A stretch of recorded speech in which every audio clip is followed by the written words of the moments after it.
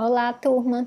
Hoje a nossa aula vai ser uma aula de micologia. A gente vai ver doenças causadas por um fungo, que é uma levedura, né, um fungo arredondado, chamado de Cândida. E nós vamos ver as apresentações clínicas que essa levedura pode causar no ser humano.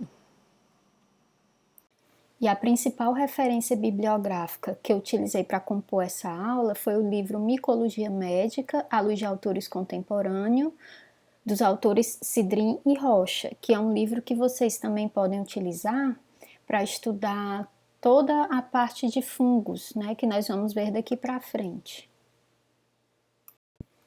Então, o nome da doença causada pela Cândida, de uma forma geral no organismo humano, é chamada de candidíase, quando a doença não é sistêmica, quando a doença é localizada. Então, a candidíase ela é causada pela Cândida, que é um fungo levedura. É uma micose das mais frequentes, porque é um fungo oportunista, porque esse fungo ele está presente na microbiota normal do hospedeiro, quer seja na pele, na boca, no trato genital, no intestino. E a partir dessa própria microbiota, o hospedeiro ele pode desenvolver a doença quando acontece algum fator como uma imunossupressão, alguma doença de base, ou então a pessoa pode adquirir o fungo através de uma via exógena, que a gente chama que é o contato com outra pessoa contaminada, o que é uma via menos comum de infecção. A aquisição do fungo, da doença causada pelo fungo, né, a partir da sua própria microbiota, que a gente chama de aquisição endógena, é muito mais frequente. A cândida, ela pode acometer vários locais do organismo do hospedeiro, mas os principais, né, são a boca, que é o que a gente chama de candidíase oral, ou sapinho, né, conhecida popularmente como sapinho. Em alguns casos, alguns pacientes, eles podem ter uma infecção que pode avançar para o esôfago, que aí ocorre a candidíase esofágica, que é muito comum em pacientes HIV positivos, já em fases mais avançadas da doença AIDS. Pode ocorrer também quadros de candidíase vulvovaginal, que é uma doença muito frequente que acomete as mulheres. Pode ocorrer também a chamada onicomicose, que é a cândida nas unhas, acometendo unhas tanto das mãos como dos pés. E pode ocorrer também na pele, principalmente em regiões de pele mais úmidas, com dobras cutâneas em pessoas mais que têm sobrepeso, pessoas obesas, né, com dobras de pele, ou então, no caso, crianças, né, bebês que têm uma imunidade baixa ainda. Então, é mais comum nessas populações, mas qualquer pessoa pode ser acometida. As principais espécies de cândida responsáveis por esses quadros que nós vamos ver daqui para frente, em primeiro lugar, e a mais conhecida, a Cândida albicans, mas também tem as outras espécies que nós chamamos não albicans, mas que cada vez mais elas vão sendo mais importantes pelo aumento da frequência, né, em relação a essas apresentações clínicas. E aí temos a Cândida parapsilosis, a Cândida tropicalis, a Cândida glabrata e a Cândida crucei, sendo que as duas últimas, a glabrata e a crucei, elas são espécies que normalmente elas são resistentes a alguns azóis que são utilizados na terapêutica da doença, como o fluconazol. Então, por isso que é importante também, sempre que possível, nós sabermos a causa da doença, né, através da cultura e identificar até a espécie, porque pode vir a ser importante para o tratamento do paciente. No organismo do hospedeiro, a cândida ela se manifesta de duas formas principais. Como eu disse inicialmente, uma forma localizada, que nós damos o nome de candidíase, e uma forma sistêmica, né, que nós damos o nome de candidemia, que é a cândida na corrente sanguínea. Dentre as formas localizadas, né, tem as formas que a gente chama de intertriginosa, que é de pele e dobras cutâneas, né, como embaixo das axilas, embaixo dos seios, nas pregas inguinocrurais, que são locais de mais umidade. A cândida nas unhas, que é a chamada onicomicose, a candidíase oral, que pode ocorrer na boca, em qualquer região, nos lábios, na língua, no palato, nas bochechas, a vulvovaginite por cândida e, inclusive, no homem também pode ocorrer a balanopostite, pode inclusive passar de um companheiro, né, de um casal entre si. Agora nós vamos estudar de uma a uma as formas localizadas da candidíase cutânea. Então, inicialmente, nós vamos ver a candidíase intertriginosa, que é aquela que está presente na pele, principalmente, como aqui nós vemos nesses slides, em regiões que têm dobras de pele, que são regiões mais úmidas, né, como entre os dedos, embaixo dos seios, que a gente chama de prega inframamária, ou mesmo nas pregas axilares, inguinocrurais, que é entre as pernas, as pregas suprapúbicas, e região interdigital, como eu falei, que é entre os dedos, né? Então, são regiões mais úmidas que normalmente elas têm uma maior quantidade de cândida já presente na microbiota daquele hospedeiro, e pessoas com alguma doença de base ou uma condição de base, né, que favoreça a multiplicação dessa levedura, como por exemplo, crianças recém-nascidas, crianças que usam fralda, então a própria fralda, né, aquela umidade, às vezes demora a trocar, pessoas obesas também que têm muitas dobras de pele, pessoas diabéticas que já têm uma imunidade mais baixa, são pessoas que têm uma tendência a manifestar mais os quadros de candidíase cutânea. E as lesões de candidíase cutânea, como nós vemos aqui nesse slide, são lesões eritematosas, que são lesões avermelhadas. São lesões que podem ser úmidas ou podem aparecer como placas secas e escamosas, placas que descamam, né? Podem aparecer sob a forma de fissuras. Normalmente tem bordas mal definidas, você não sabe onde ela começa, onde ela termina. São lesões que podem ter uma contaminação bacteriana secundária, né? E aí bactérias que podem estar presentes na pele, como inclusive estafilococcus. E aí nesse caso se caracterizam pela presença de lesões com pus, que nós chamamos de pústulas. O tratamento das lesões da candidíase cutânea deve ser feito com drogas antifúngicas ou drogas de uso tópico, né, para lesões bem localizadas, bem delimitadas, ou drogas antifúngicas de uso sistêmico, né, que aí normalmente se usa por via oral. Então, o tratamento tópico ele pode ser feito com derivados azólicos, né, pode ser uma pomada de miconazol, pode ser uma pomada de cetoconazol, ou então a conhecida, né, pomada de nistatina, que também é muito utilizada para o tratamento de lesões de candidíase cutânea. Nos casos refratários, por via oral, normalmente é utilizado o derivado azólico, chamado de fluconazol.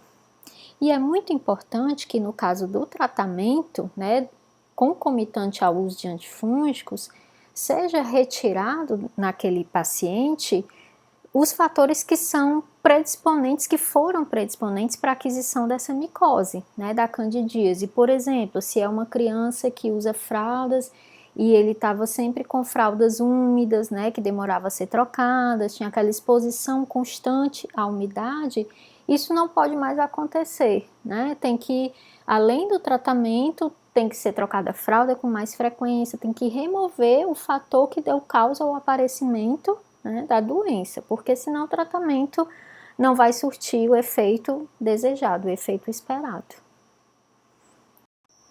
Já os casos de onicomicose por cândida são lesões que acometem as unhas, então acomete tanto as unhas das mãos, como pode acometer as unhas dos pés. Normalmente está relacionado a pessoas que trabalham se expondo à umidade, está muito relacionado a profissões como cozinheiras, jardineiros, floristas, pessoas que sempre trabalham em contato com água. Também pode ocorrer de ocorrer uma transmissão a partir de locais já contaminados no hospedeiro, como por exemplo, pessoas com a candidíase oral ou com vulvovaginite que ficam tocando na mucosa oral ou então nos genitais contaminados, né? Pode ocorrer a contaminação de unhas das mãos, nesse caso, embora não seja uma via de contaminação mais comum. Normalmente ocorre a partir da própria microbiota daquele local, né? Ali da região das mãos, né? Então, a região mais acometida, né, no caso das onicomicoses por cândida, é a região que a gente chama de borda ungueal proximal, que é onde a queratina das unhas é mais amolecida. E as unhas dos pacientes vão ser mais afetadas conforme o tempo de contaminação e de evolução da onicomicose. Podem aparecer diferenças na cor, né? A unha pode ficar com a coloração castanho amarelada, as unhas podem se tornar espessas, podem aparecer manchas esbranquiçadas, o que é muito comum, podem aparecer relevos longitudinais e transversais. Normalmente, as onicomicoses, de uma forma geral, são infecções crônicas, que se não tratadas, o paciente pode ficar meses ou até mesmo mais de ano, né, com aquela lesão e a lesão evoluir a tal ponto, né, que ocorreu uma destruição total da unha acometida. O tratamento das onicomicoses por cândida é um tratamento bastante longo, pode demorar meses até que o paciente observe resultado. Normalmente podem ser utilizadas pomadas de antifúngicos como a nistatina e derivados azólicos, mas os que têm surtido mais efeito sob a forma tópica atualmente são os chamados esmaltes antifúngicos, né? E aí tem vários princípios ativos e várias marcas disponíveis no mercado, sendo que o custo desses esmaltes ainda é um fator limitante para o tratamento com essas medicações. Alguns pacientes não têm uma boa resposta ao tratamento tópico e necessitam de um tratamento sistêmico por via oral, né? Nesse caso podem ser utilizados derivados azólicos como o fluconazol, mais comumente, né, que é utilizado, ou ainda o cetoconazol, né, que é uma opção que foi muito utilizada há tempos atrás, mas hoje já tem opções melhores como o fluconazol.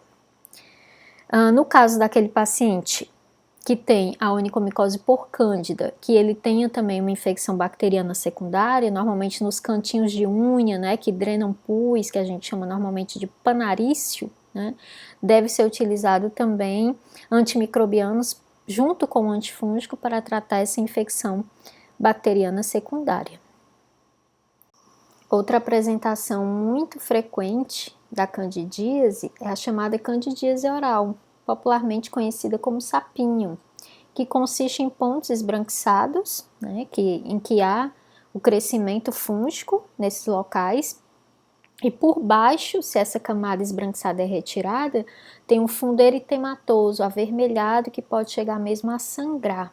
Então, essas lesões podem aparecer em diversos locais da mucosa oral, desde as bochechas, as bordas da língua, o palato mole, a parte interna dos lábios. E as populações mais suscetíveis são aquelas com algum grau de baixa de imunidade, como por exemplo os recém-nascidos que não têm uma microbiota bucal, né, completamente formada, estabelecida, então são mais suscetíveis. Os pacientes diabéticos, pacientes idosos, que muitas vezes eles têm também como fatores concomitantes uma má adaptação de próteses orais, como dentaduras, isso também favorece o aparecimento da candidíase oral. Pacientes HIV positivos, né, inclusive é uma das doenças que estão associadas já aos quadros de AIDS no início, né, quando começam a aparecer outras doenças oportunistas, e os pacientes com neoplasias que também têm uma imunidade baixa e favorece o supercrescimento dessa levedura na mucosa bucal. Outra apresentação da cândida na mucosa bucal é a chamada queilite angular. Essa se caracteriza como uma ferida na junção entre o ângulo do lábio superior e inferior, daí o nome angular, né? Essa lesão também é conhecida popularmente como boqueira, né? E pode ser confundida com outras lesões, né? Causada inclusive por outros micro-organismos, como lesões causadas pelo herpes labial. Então, no caso da queilite angular, pode ocorrer lesões que a gente chama que são lesões maceradas, são lesões mais friáveis, lesões com fissuras, são recobertas por crostas, quando essa crosta, ela porventura é arrancada, ela é retirada, essa lesão, como é uma lesão friável, ela pode sangrar e nasce uma nova crosta por cima. Então, o paciente sente dor, sente ardor no local, principalmente dependendo da alimentação, quando é ingerida, ao escovar os dentes. O tratamento tanto da candidíase oral, que é o sapinho, como da queilite angular, como eu disse, conhecida popularmente como boqueira, né? São antifúngicos como a nistatina, normalmente uma solução oral de 1 a 2%. O paciente faz bochechos com essa solução e ele pode engolir ou não, ou, né, cuspir essa solução após o bochecho. Então, ele pode fazer isso 3 vezes ao dia, pelo menos. Pode ser utilizado tratamentos também com derivados azólicos de uso oral, como o miconazol, cetoconazol, fluconazol, né, uso oral ou por via oral, dependendo da extensão das lesões. Pode ser que o paciente ele seja um paciente com quadro de AIDS, já mais avançada, que ele tenha uma candidíase oral e uma candidíase esofágica. Então já é uma condição complicada, porque o paciente ele não consegue se alimentar, ele sente dor, né, na mastigação, sente dor ao deglutir os alimentos. Então, como o quadro dele já é um caso de maior gravidade, ele não é restrito ao tratamento oral, ao tratamento tópico. Ele deve ser feito o tratamento tópico associado, principalmente o tratamento oral com derivados azólicos, como o fluconazol, normalmente que é o que é mais utilizado nesses casos.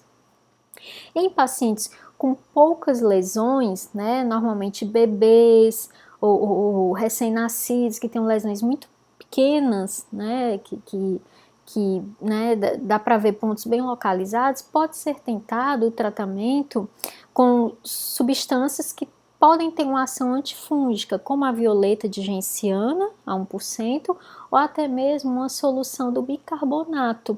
Né, pode passar numa gaze em bebê, né, uma gaze, uma solução diluída do bicarbonato, ou uma pontinha de uma fralda e limpar a boca da criança com essa solução após as mamadas, por exemplo, né? E pode ser que a criança, nesse caso, não precise nem do uso do antifúngico, pode ser que fique boa só com essas soluções.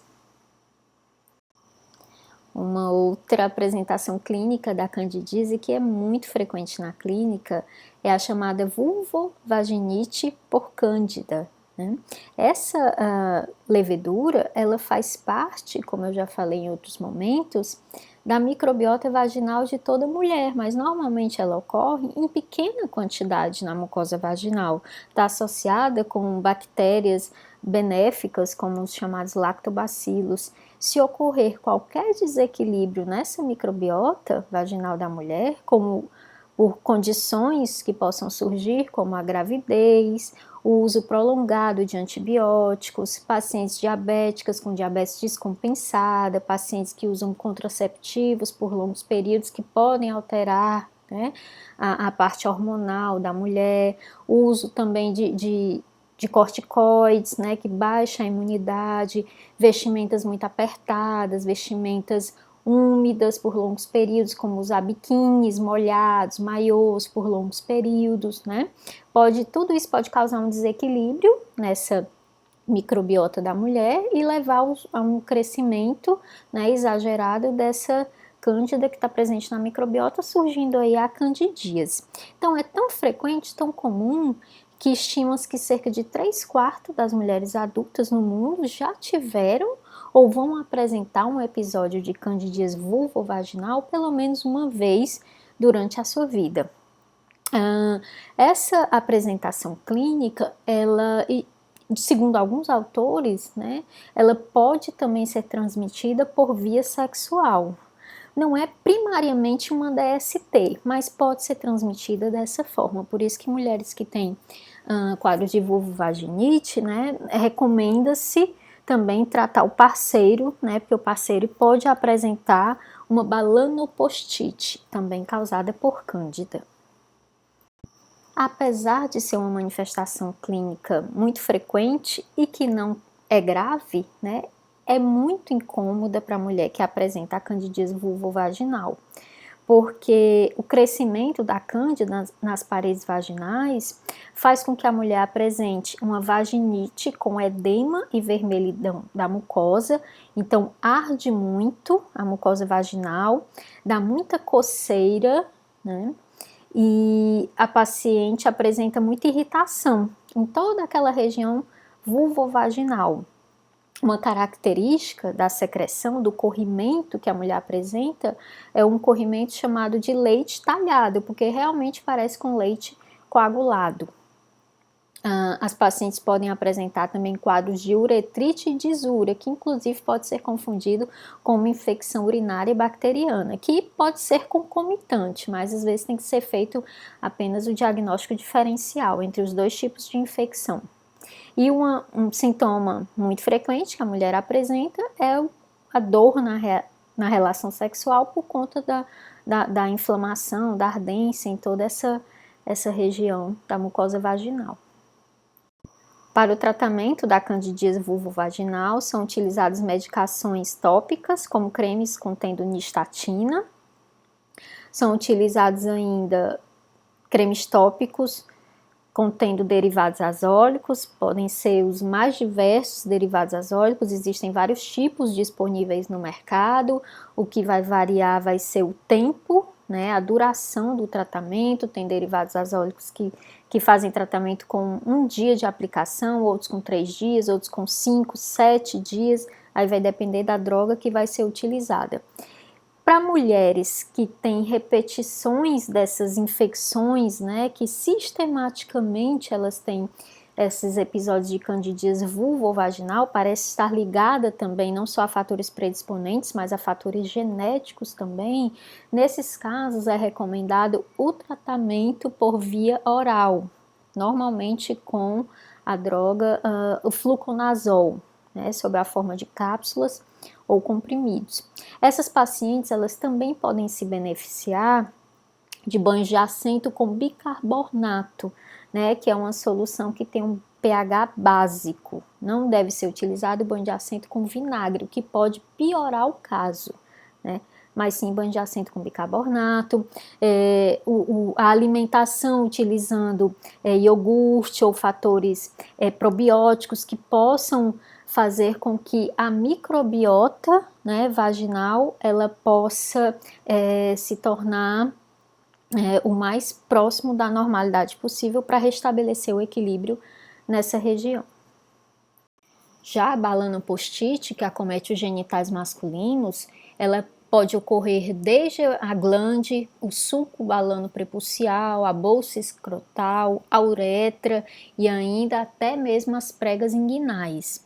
Então, nesses casos, os homens acometidos, normalmente são homens que têm algum grau de imunossupressão, né, como por exemplo pacientes diabéticos, pacientes idosos, né, pacientes em tratamento de neoplasias, pacientes HIV positivos, ou mesmo pacientes rígidos, né, pacientes saudáveis que não cultivam bons hábitos de higiene, né, como a limpeza frequente, né, e adequada do local, né, controlar a umidade, então deixar sempre o local Não pode ficar úmido, né, porque propicia o supercrescimento de cândidas presentes na pele, né, dessa região.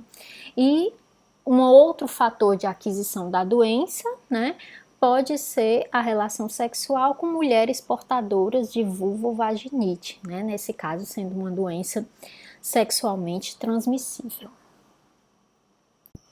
Da mesma forma, né, que a vulvovaginite na mulher, a balanopostite no homem também não é uma doença grave, né, tem um bom prognóstico, mas também causa muito incômodo.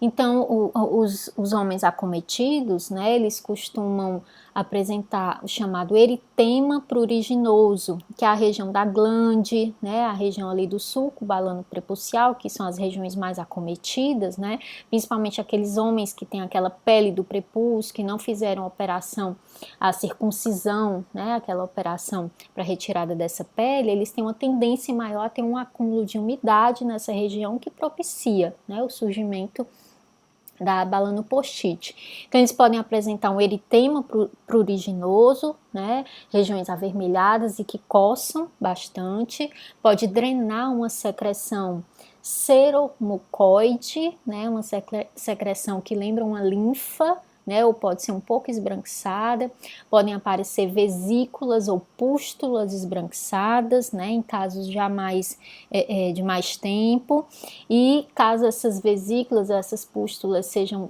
tentadas ser retiradas, né, aparece uma base eritematosa, um fundo avermelhado que é muito, que pode inclusive doer, né, que machuca o paciente, sente dor, se for tocado nesse local. Então, o tratamento também é feito com as mesmas drogas utilizadas para o tratamento da vulvovaginite na mulher, né? Pomadas contendo nistatina ou pomadas contendo derivados imidazólicos, né? Por via tópica, passar no local, mas sempre lembrando de não deixar essa região muito úmida, sempre enxugar bem, né? Retirar, puxar a pele, né, do prepúcio para poder fazer a limpeza, a higienização, colocar a pomada. Ou casos mais avançados e pacientes que não têm condição de fazer essa aplicação de pomada ou essa higiene, né, tratamento por via oral, normalmente também com o derivado azólico fluconazol. Então, uma outra manifestação clínica de maior gravidade, né, diferente das manifestações que nós vimos até o momento, que eram manifestações localizadas, né, agora nós vamos estudar a manifestação sistêmica ocasionada pela cândida, que é a chamada candidemia, que é cândida na corrente sanguínea, né, é uma sepse causada pela levedura. Então, para que essa doença ocorra, os pacientes devem apresentar alguns fatores de risco, né? Raramente pacientes saudáveis que não têm um histórico, né, desses fatores de risco, alguma doença de base, vão apresentar uma candidemia. Então, pacientes que passam tempos internados no hospital com alguma doença de base, fazendo uso prolongado de antibióticos e que tenham uma colonização prévia por cândida, né, são pacientes que podem ter candidemia. Pacientes imunossuprimidos por alguma condição de base, como por exemplo os neonatos, principalmente os prematuros, né? É tão frequente o aparecimento de candidemia nessa população que muitas vezes é utilizado o fluconazol já de forma preventiva, né, contra o surgimento da candidemia. Pacientes neutropênicos, pacientes com AIDS, um quadro avançado já, né? Muitas vezes o paciente HIV positivo, já com sintomas da doença da AIDS, os chamados pacientes grandes queimados, os pacientes transplantados ou em uso de quimioterapia, né?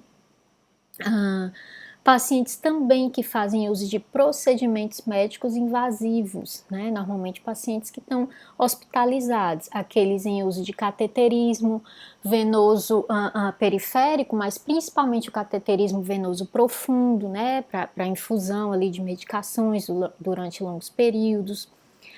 Pacientes em uso de ventilação mecânica, que são aqueles pacientes entubados, pacientes que passaram por cirurgias, em uso de hemodiálise ou até mesmo de nutrição parenteral, né, que é uma nutrição invasiva.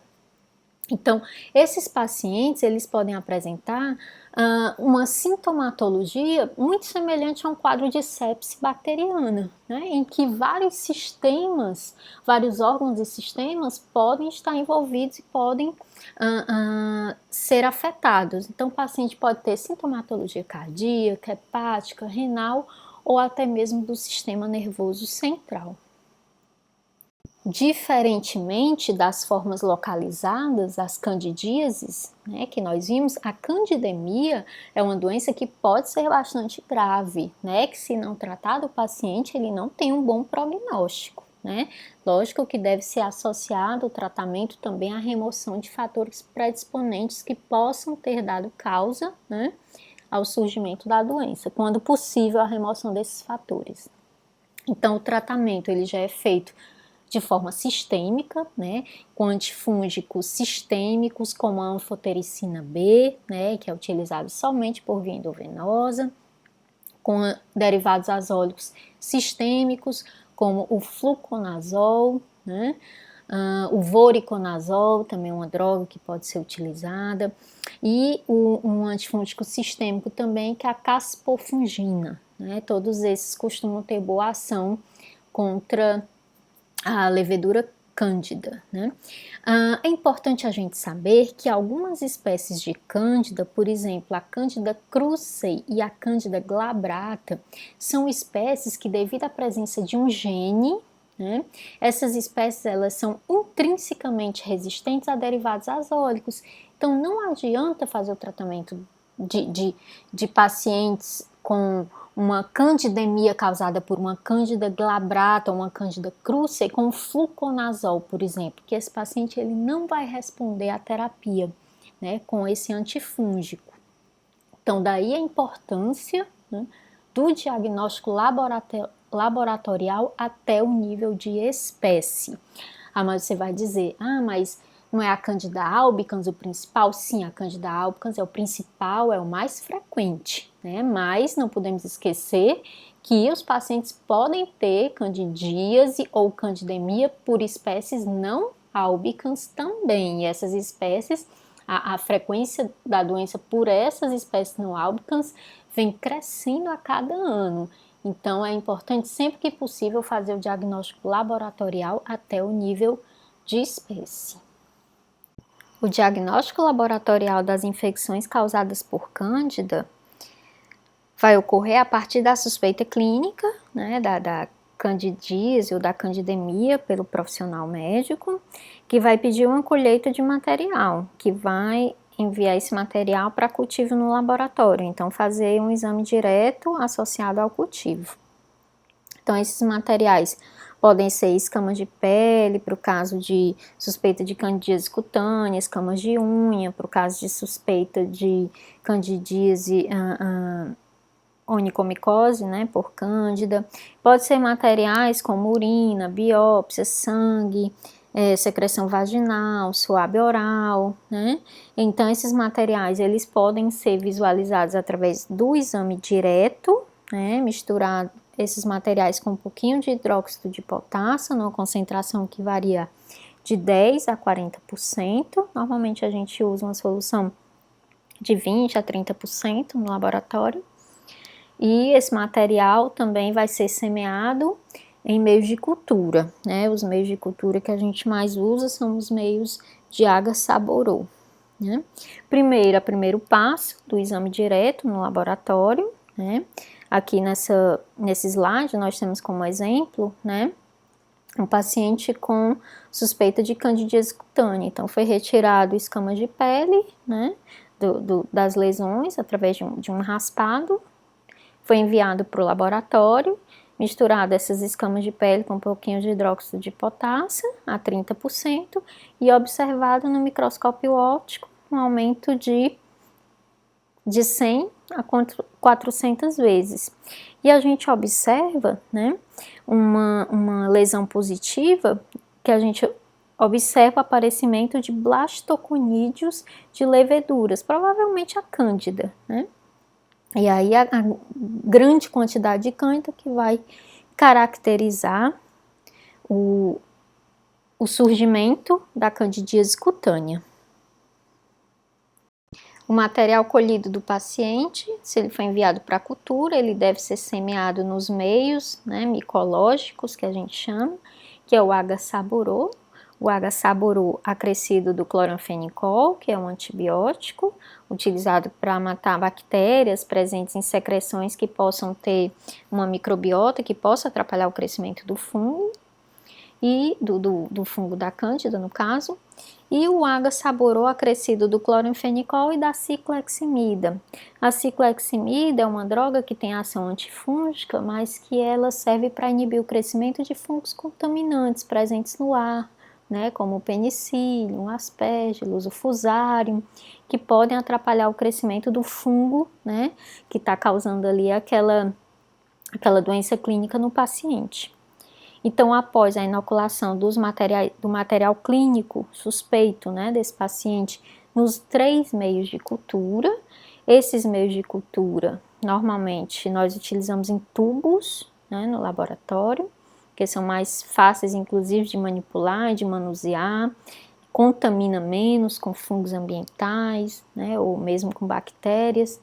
Então, esses tubos, eles são incubados normalmente a 37 graus, né, por 24 a 72 horas, e a gente observa depois o crescimento fúngico, retira um pouquinho da colônia, caso haja crescimento, né, e faz um exame de coloração de Gram. Caso seja positivo, nós iremos observar os blastoconídeos de levedura, que são arredondados, né, ou ovalados, corados pelo Gram como Gram positivos, tá? E normalmente as colônias de leveduras, como da Cândida, são colônias maiores do que colônias de bactérias, são colônias úmidas, esbranquiçadas ou amareladas, que a gente chama com essa consistência glabrosa, que são colônias bem brilhosas, né, como se fosse uma cera, o que diferencia das colônias bacterianas que são colônias menores, né, observando a macroscopia dessas colônias. A identificação da espécie de Cândida pode ser feita através do chamado teste microcultivo em H-fubá, em que nós vamos semear essa espécie, né, que nós não sabemos ainda qual é, incubar e observar o crescimento, né, colocando a placa diretamente no microscópio óptico, né, e observando por cima da lamínula as estruturas de cada uma das possíveis espécies de Cândida, tá? Nem sempre é fácil fazer essa identificação, requer observadores experientes, né, para que isso possa ser feito. Normalmente pode ser feito em conjunto, né, com a semeadura dessas Cândidas que nós queremos identificar em os chamados meios cromogênicos, né, como o meio de cromoagar, por exemplo, que é um meio que identifica a espécie de Cândida de acordo com a coloração que essa cepa, né, vai crescer nesse meio de cromoagar. Por exemplo, a Cândida albicans, ela cresce na cor verde. A Cândida tropicalis cresce na cor azul, né?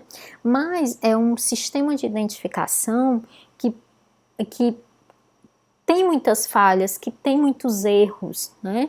Na verdade, o melhor meio de identificação é através da assimilação, né, e fermentação de carboidratos, que já é um método de identificação que é mais utilizado de forma acadêmica, né? Os laboratórios tradicionais de microbiologia, eles não costumam fazer esse tipo de identificação que é mais restrita às universidades e meios de pesquisa. Normalmente os laboratórios, quando muito eles fazem testes no cromoagar e microcultivo em H-fubá, para chegar até esse nível de identificação de espécie. Ou identificam somente espécie, como a Cândida albicans, que é mais fácil de identificar, e outras espécies não vão até a identificação final, dizem somente como espécies não albicans, né? O que não seria o adequado, né? Mas pelo menos já ajudaria um pouco nessa identificação.